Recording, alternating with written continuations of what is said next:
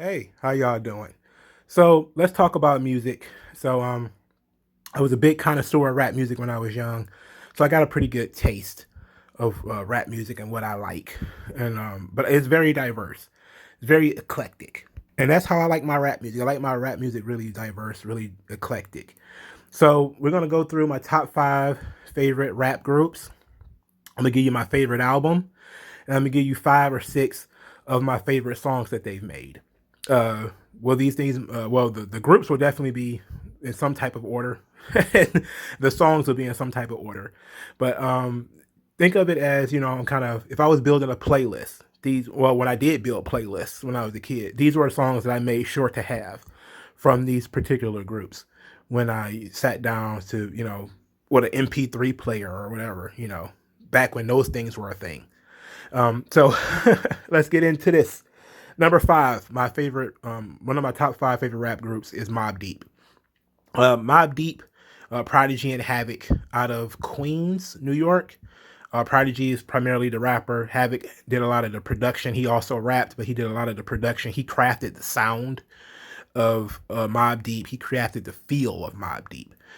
Prodigy, of course, was it's almost like Prodigy was slick by mistake. Like he would say raw stuff, and it was lyrical. I was never really a fan because he was kind of always a little offbeat. So it took me to grow into Mobb Deep. I didn't become really a Mobb Deep fan until was it like 11 or no, not 11. I wouldn't say that. I would say like 25 because they were 11. I was 11 when they came out. So the first national known album came out in 1995. It's called The Infamous, and that is my favorite Mobb Deep album. Album is tremendous. It's very raw. It's very gritty. If it has that classic winter music, boots and jeans style hip hop that was very prominent in the mid to late 90s. And if you sit down and listen to it, it will take you on a very a very wild trip. Not through New York, but kind of through their lives and how their views of the world.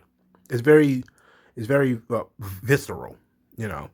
It gives you a very visceral feeling. And I remember actually sitting down and writing to this song, to this album. And you can't write anything positive while listening to this album. Like if you're trying to write a love story or something like that, and meanwhile, like all kind of stuff is going on. And it's like the doom doom doom doom, and that kind of stuff is going on. You're like, oh, it's brooding too much. But was great stuff. My top five songs from Mobb Deep. Number five is I have six. Number six is Getaway. Getaway is from the album Infamy. It is, it's still kind of brooding, but it's a song about needing to escape. You got to get away. Number four is number five technically is Still Shining, which is a song from their album Hell on Earth. I really enjoyed this song too. Number four is Drop a Gem on Them, which is the song that they that they made dissing Tupac. This is where Havoc, I believe it was, insinuated that Tupac had gotten raped in prison, which wasn't, oddly enough, wasn't the first time I had ever heard that Tupac had gotten raped in prison. And if we're being honest, I've heard it several times since, and there's even a book written that says that Tupac might have gotten raped in prison. So that that go. Number three, Quiet Storm. Just about everybody who's ever heard of Mobb Deep has heard Quiet Storm. Now they may be more familiar with the Little Kim version because that was a song that really popped as far as being a hit song. Was Quiet Storm, but either version of the song is really good. Number two, Survival of the Fittest. This is one of those boots and jeans anthems that I really love. So is number one, which is Eye for an Eye. I think both of those tracks back to back or together are quintessential Mobb Deep records. When you think of the height of Mobb Deep, some people would think Quiet Storm. I would think the infamous Eye for an Eye, Survival of the Fittest, that kind of thing. It is really grimy stuff, but it's also slick, and it's really it really gets you in the Havoc's production builds the mood. So it's really good. I enjoyed the hell out of. And I'm not really a big fan of Mobb Deep, if we're being honest, because I like the Infamous, and I kind of like Hell on Earth. Not really a fan of anything afterwards. There's tracks here and there, but some of their '90s stuff, and I really didn't like Juvenile Hill, which was their first album. So I just kind of like two albums, but I like those two albums a lot. So number 5 was Mobb Deep. Number 4 is Little Brother. Now, a lot of people have never heard of Little Brother because they're an underground rap group. I was a backpacker for a long time, the kind of guys who sat around and actually listened to rap lyrics. Because I actually cared about rap lyrics. I cared about soulful production. The production work is done by Ninth Wonder, who is one of the greatest producers to ever exist. Period. I'm talking Ninth Wonder, guys like, he's one of those guys like High Tech that doesn't get a lot of respect. But Crisis as well, because Crisis did some production on some of these songs. Especially, there's probably like one or two of them that I'm listed that actually were produced by Crisis and not Ninth Wonder. But there was a thing where, Ninth Wonder's face would be on the album cover, but he didn't produce all the songs. RZA had a similar situation with the Wu-Tang Clan, where everybody think that RZA produced everything that the Wu-Tang Clan ever made. No. There were songs that RZA was given credit for that RZA didn't do.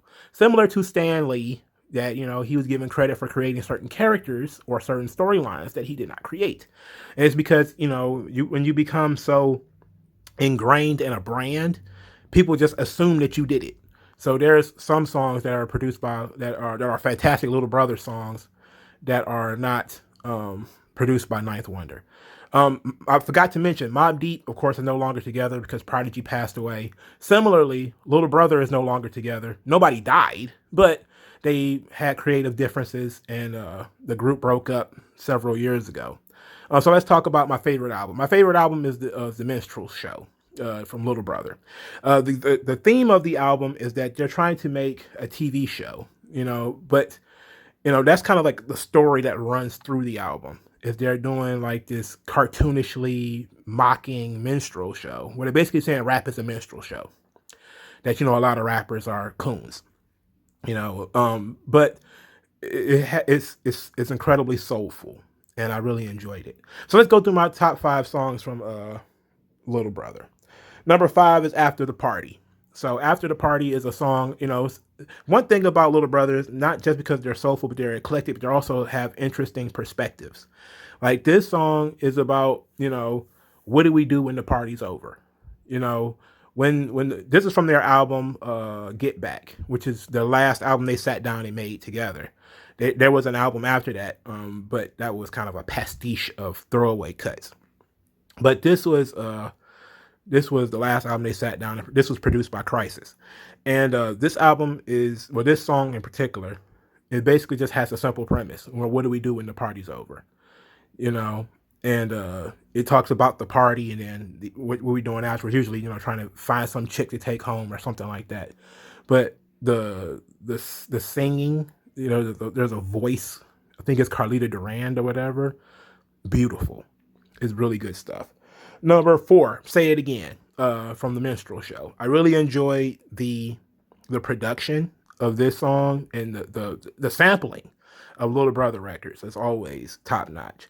So I really like that here. Now, number 2 is 2A and 2B. 2A is a song called Whatever You Say. It's the sample to this joint is tremendous, and it's about basically, taking people at their word, but kind of not, it's kind of like, it's kind of sarcastic a little bit, but this is from the album The Listening, and it's really good. Number 2A, well, I think I said that one was 2B, right? 2A would be Nobody But You. This song is one of those romantic hip hop songs, but it's about basically talking to a young lady and telling her you don't want nobody but her, and how you trying to build towards the future. That's actually part of the sample, or actually, the singing and stuff. The background is telling her how serious you are about her and how you're looking forward to the future. And number 1 song from Little Brother for me is Loving It. I love Loving It. Is a very good song. It's a quintessential Little Brother song. It has humor. Fonte murders it. Fonte is just like a good rapper in general. So I really like Little Brother. They're very different. Fonte is, who is, in my opinion, the lead rapper of Little Brother. Rapper Big Pooh is not bad, but Fonte is the gem of the team, the Shawn Michaels of the team. He is now a funk singer for Foreign Exchange. So he has moved on. He does rap albums, kind of. He has like two really good rap albums, but he's kind of moved on from rap and moved into the more funk R&B space, and starting to sing a little bit more and stuff like that. All right, number three is also a rap group that is no longer really in production, even though they're technically not broken up, and that is Outcast. Now, Outcast is usually number one for a lot of people, and people are going to be like, "What in the hell, Outcast?" I'm like, yeah, I know people feel the same way about Mobb Deep. Like, what are you doing? But Outcast, exceptional. The creativity of it, the artistic nature of it, how smooth they are, being trendsetters for the sound of Southern hip hop.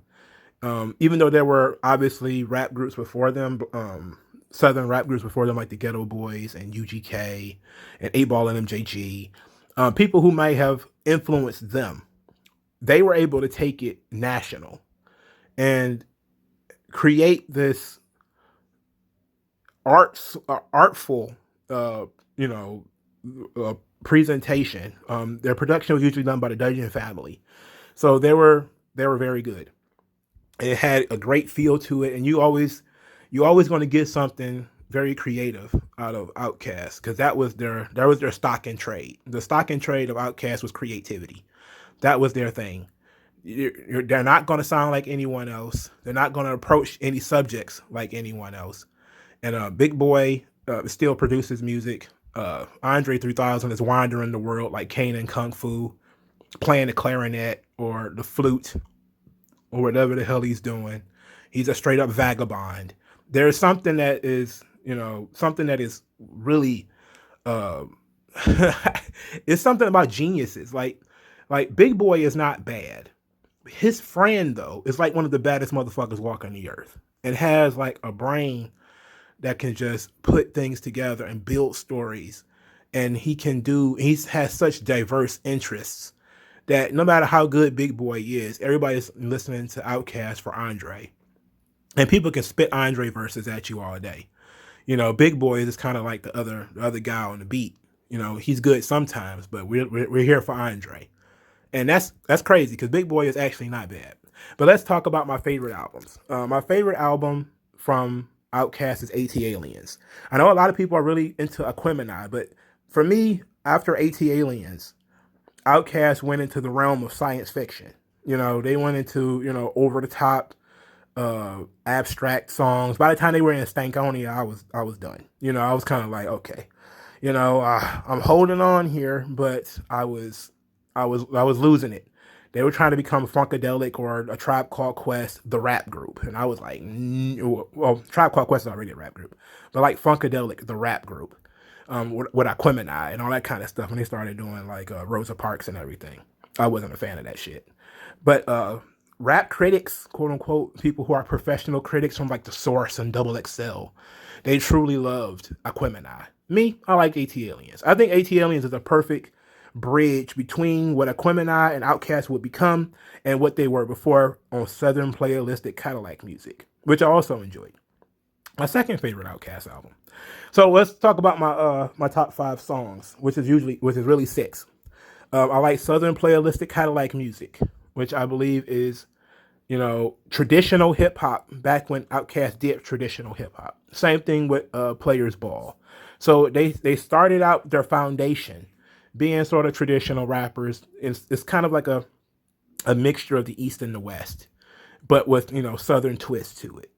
So, because car culture is really big in the South, and Atlanta is, of course, in the South. So that begins that. But in AT Aliens, when they come into their own, you know, this when they start doing things that are a little bit different.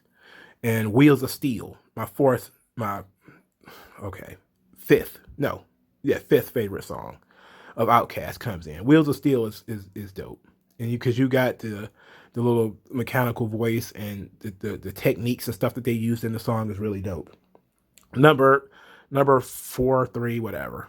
Elevators. This is the only single that I really, other than Players Ball and Southern Playlist, the Cadillac music, that I really like from Outcast. This is the old me and you, your mama and your cousin too. This song is like creative as hell.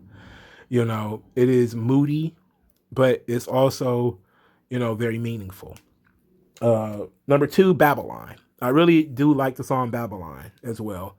It's an excellent song. You should go listen to it. Number 1 though is the mission statement of Outkast. As far as I'm concerned, it is two dope boys in a Cadillac. We just two dope boys in a Cadillac, and then you hear like the music like womp womp womp, and it's like it's excellent. If you want to know what Outkast is, listen to two dope boys in a Cadillac. That's what Outkast is in a nutshell. Is that's what they were. Now when they started doing space rockets and all that kind of shit, I was kind of like, okay, I don't know. But that was near like when they really became super famous. They started doing like, spacely sprockets and all that kind of stuff, even though they still had that soulful home nature of it. Cause most of their, when they did like Bombs Over Baghdad, I was already checked out. But we had a good run with Outkast. Outkast is, if you would ask people their favorite rap groups, for me, I'm just doing duos right here, 2 members. Outkast will be on the list, and Outkast will be on my favorite rap groups too. But it's like my 3rd favorite duo. My 2nd favorite rap duo, UGK, the Underground Kangs out of Port Arthur, Texas, Bun B and Pimp C.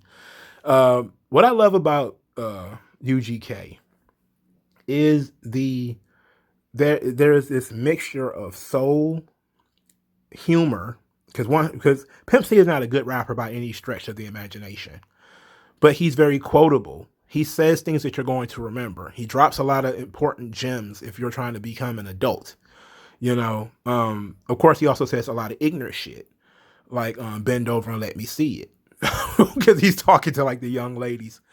Let me see it, bend over, let me see it. Anyway, so you got that, but it's very entertaining. But you can also get a lot from it. And his production, the Pimp C's production, is he crafted the sound of UGK. He's also the image of UGK. When you think of UGK, you think of Pimp C. You think of Pimp C and the Big Pimpin' video. You think of Pimp C and the International Players Anthem video. He is quintessential UGK. But the backbone of UGK was Bun B. Because Bun B was the lyricist. Bun B is the rapper's rapper of UGK. And the two of them with Pimp C's production and his personality. So let's get into my favorite album. My favorite album of theirs is Riding Dirty. Riding Dirty, I think, is a quintessential Southern rap album. It was the 3rd or 4th UGK album, actually. But it was the one that had the most influence on me when I heard it. Like, I heard Super Tight, and I heard, the albums that came before or after. I don't remember which. I know my rap card is like, we're challenging your rap card now because you don't know which album is UGK's first album. I have no idea. I was a kid when UGK came out. I had to go back and stumble into them around 2008. I went back and started listening to them. Or 2010 rather. But Riding Dirty, when you first sit down and listen to it, you get a lot of what would become the Southern style. Because you get the Southern style of rap music. A lot of it comes from Riding Dirty. Some of it comes from Outkast. But it would be later Outkast albums like Aquemini or Stankonia. But you get a lot of Southern rap. A lot of the Texas style comes from like Riding Dirty. Right? It is excellent. Excellent album. So my top 5 songs. I mentioned one of them already. Let Me See It. It's about the young ladies, man, strippers. Bend over, let me see it. It's silly as shit, but the production of it is dope. The samples, the cuts, and everything is on that joint is pretty dope. Also like A Pocket Full of Stones. I put A Pocket Full of Stones as kind of an honorable mention. Let's put it like that, because it's one of those songs that is uh, it's a staple UGK song. A Pocket Full of Stones. There's more than one version of it too. So that front back side to side, which is a classic. Um, Ti actually remade front back, front back side to side. He made a song called Front Back, and then didn't put UGK on it. I think he was on the remix though. Well, I think they were on the remix, but Front Back eventually came out on, was it Super Tight or was it the other one? I know there was another one that had It's Supposed to Bubble on it. But I think that's too early. I think Front Back might have been on Super Tight. But Pocket Full of Stones and Front Back are quintessential UGK records. If you want to know what UGK is, that's it.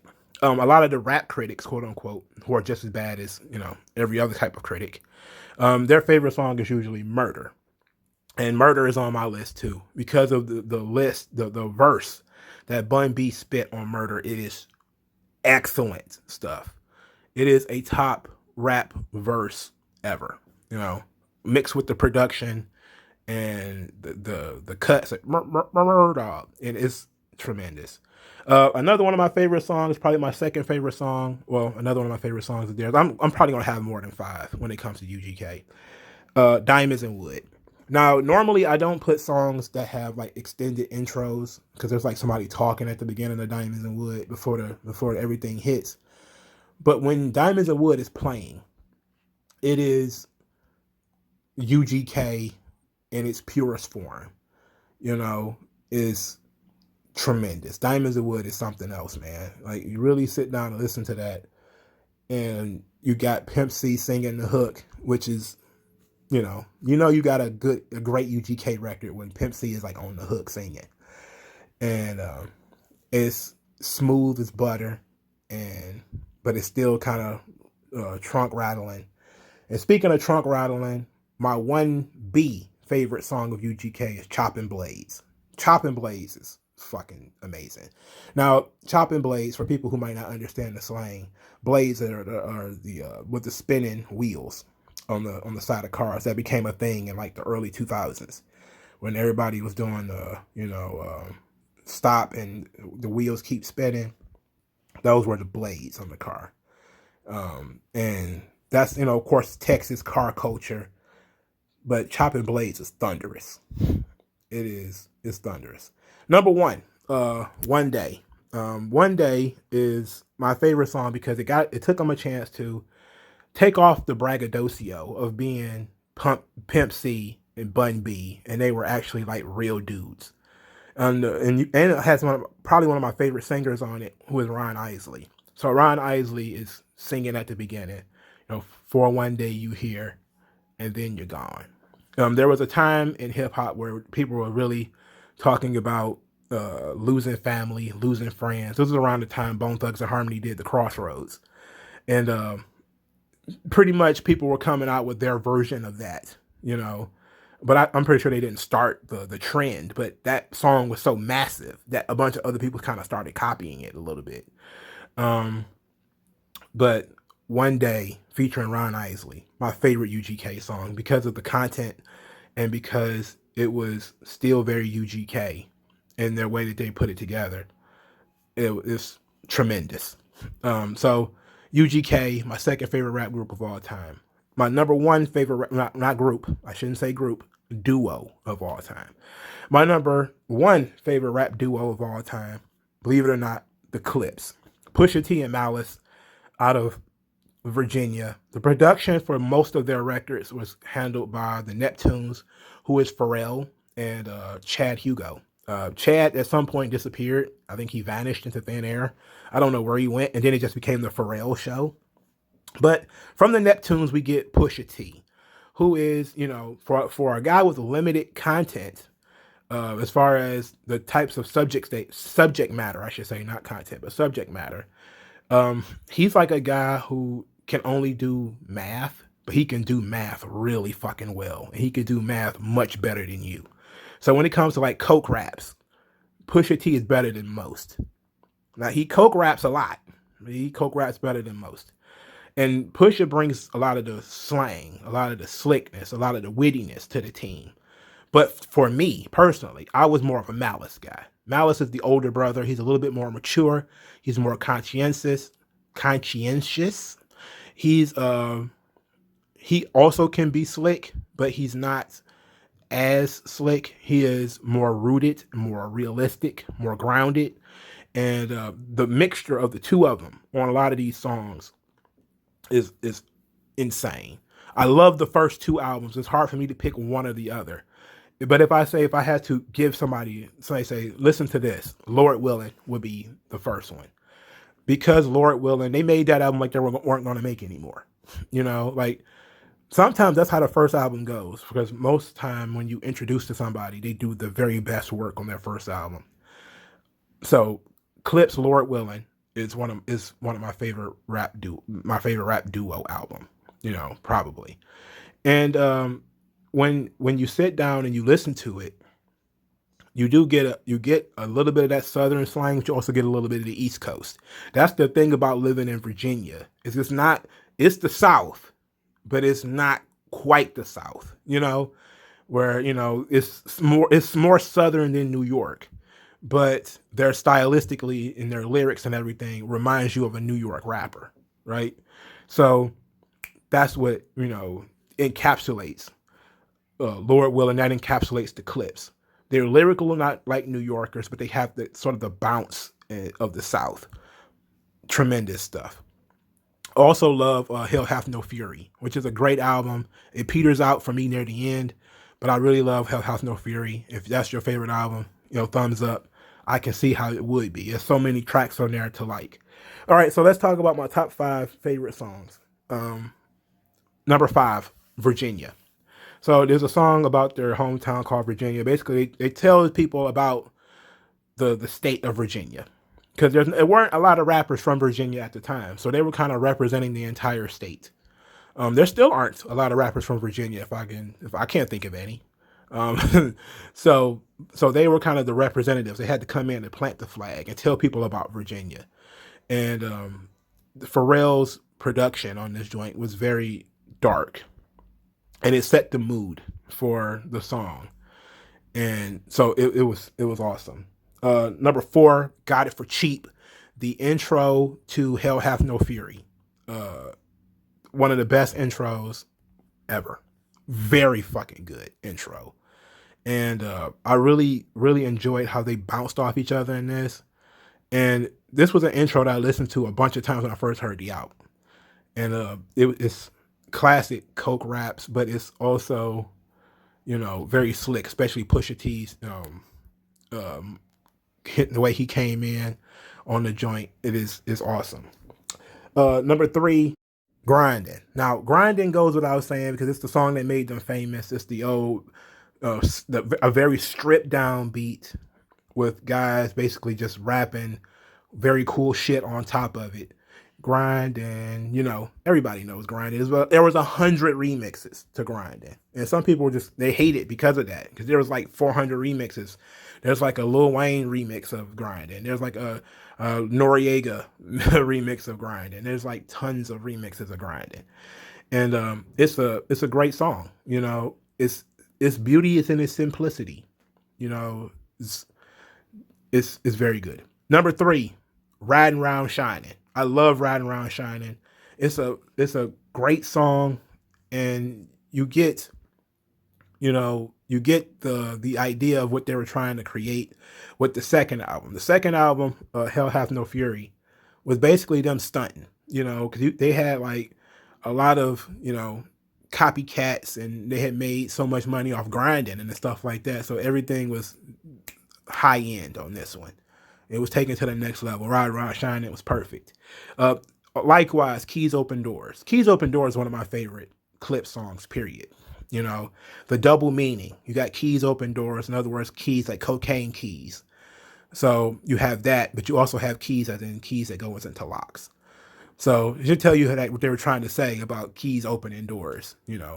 They basically, of course, told the story of, people taking care of themselves, and you have to get out there and get it. You got to go hustle. So keys open doors.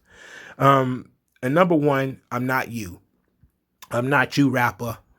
This is my favorite clip song for the simple fact that it has one of the best verses ever. Because you got Malice's verse.